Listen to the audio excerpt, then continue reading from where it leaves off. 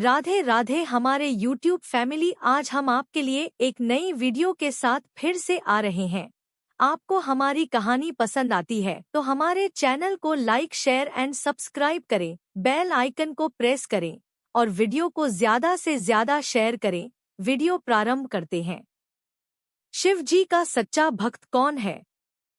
सोने का थाल की कहानी। एक नगर में भगवान शिव का एक भव्य मंदिर था, जहां हर वर्ष दूर दूर से भक्तजन शिवजी के दर्शन के लिए आते रहते थे। श्रावण का महीना था। दूर दूर से कावड़िए कावड़ लेकर भगवान शिव को जलाभिषेक करने आए हुए थे। मंदिर का परिसर भक्तों की भीड़ से भरा हुआ था। तभी अचानक आकाश में बिजलियां हुई और सोने का एक थाल उतरा।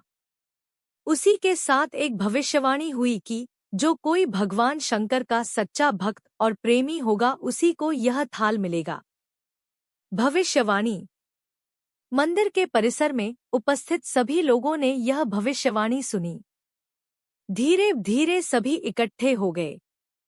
जो लोग मंदिर की व्यवस्था देखते थे उन्हें तो पूरा विश्वास था कि यह थाल हमें मिलेगा, इसलिए वे सबसे आगे जाकर खड़े हो गए। सबसे पहले एक पंडित जी आए और बोले, देखिए, मैं प्रतिदिन महादेव का अभिषेक करता हूँ, अतः मैं ही भोलेनाथ का सबसे निकटवर्ती प्रेमी और भक्त हूँ, इसलिए थाल मुझे मिलना चाहिए। इतना कहकर पंडित जी ने थाल उठाया। जैसे ही पंडित जी ने थाल उठाया, थाल पीतल का हो गया। यह देखकर पंडित जी बड़े लज्जित हुए। उन्होंने थाल यथास्थान पर रखा और वहां से निकल गए। इसी प्रकार वहां उपस्थित सभी पंडितों ने खुद को आजमाया, लेकिन शायद उनमें से कोई भी सच्चा भक्त नहीं था। उन्हें भी थाल यथास्थान पर रखकर चले जाना पड़ा। इसके बाद उस नगर के राजा का आगमन हुआ। राजा साहब आगे आए और बोले, मैंने महादेव के मंदिर में बड़ी भारी दान दक्षिणा दी है, इसलिए यह थाल मुझे मिलना चाहिए। इतना कहकर राजा साहब आगे बढ़े और थाल उठाया। जैसे ही राजा ने थाल उठाया, थाल तांबे का हो गया। यह देखकर महाराज भी लज्जित हुए और थाल यथास्थान रखकर एक तरफ खड़े हो गए। महात्मा और भक्त पधारे। इसके बाद इसी तरह एक से बढ़कर एक दानी महात्मा और भक्त पधारे और थाल उठाया, लेकिन किसी के हाथ में कुछ और किसी के हाथ में कुछ हो गया, लेकिन सोने का नहीं रहा। तब लोगों को पता चला कि हम में से कोई भी महादेव का सच्चा भक्त नहीं है। उसी समय एक किसान का आगमन हुआ। वो बेचारा महीनों बाद आज चातुर्मास के सोमवार के शुभ अवसर पर शिवजी के दर्शन करने आया था। गरीबी और गृहस्थी के बोझ तले दबा दिनरात खेतों में मेहनत मजदूरी करके अपना और अपने परिवार का गुजारा करता था। अभी रास्ते में आ ही रहा था कि कोई भिखारी मिल गया और कुछ खाने को मांगने लगा। इस किसान को दया आ गई। अपने खाने के लिए जो खाना लाया था वो उसने उस भिखारी को दे दिया। थाल के बारे में इसने भी सुना था, लेकिन इसने उस ओर कोई ध्यान ही नहीं दिया।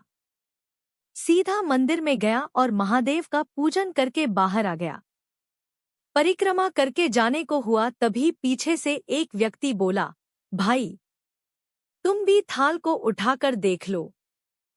हो सकता है तुम ही वह सच्चे भक्त हो जिसके लिए यह थाल आया है। किसान को लगा वह व्यक्ति उसका मजाक बना रहा है।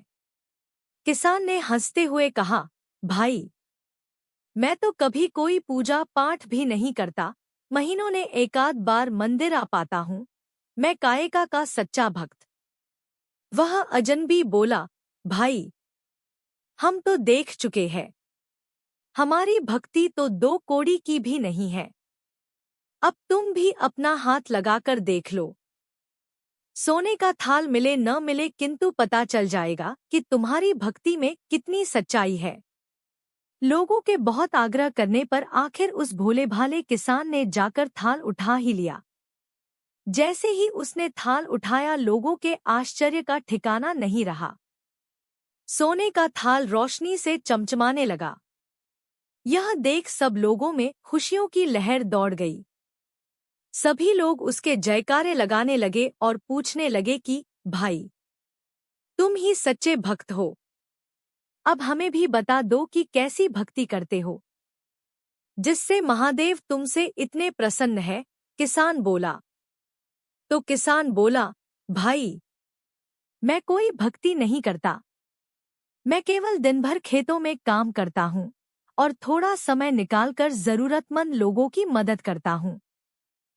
इसके अलावा मैं कोई विशेष कार्य नहीं करता। लोग पूछने लगे, तुम लोगों की मदद क्यों करते हो? हंसते हुए किसान बोला, सुकून। दूसरों के चेहरे पर मुस्कान देखकर मुझे जो आनंद और खुशी होती है, उसे मैं शब्दों में बयां नहीं कर सकता। शायद यही कारण है कि महादेव मुझसे खुश है।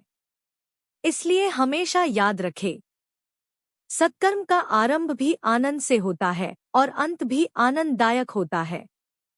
दुष्कर्म का आरंभ भी दुख से होता है और अंत भी दुखदायक होता है। आप सैकड़ों मील की यात्रा करके भी दूसरों का दिल दुखाते हैं तो आपकी वह तपस्या, साधना और महादेव का दर्शन धूल के बराबर है।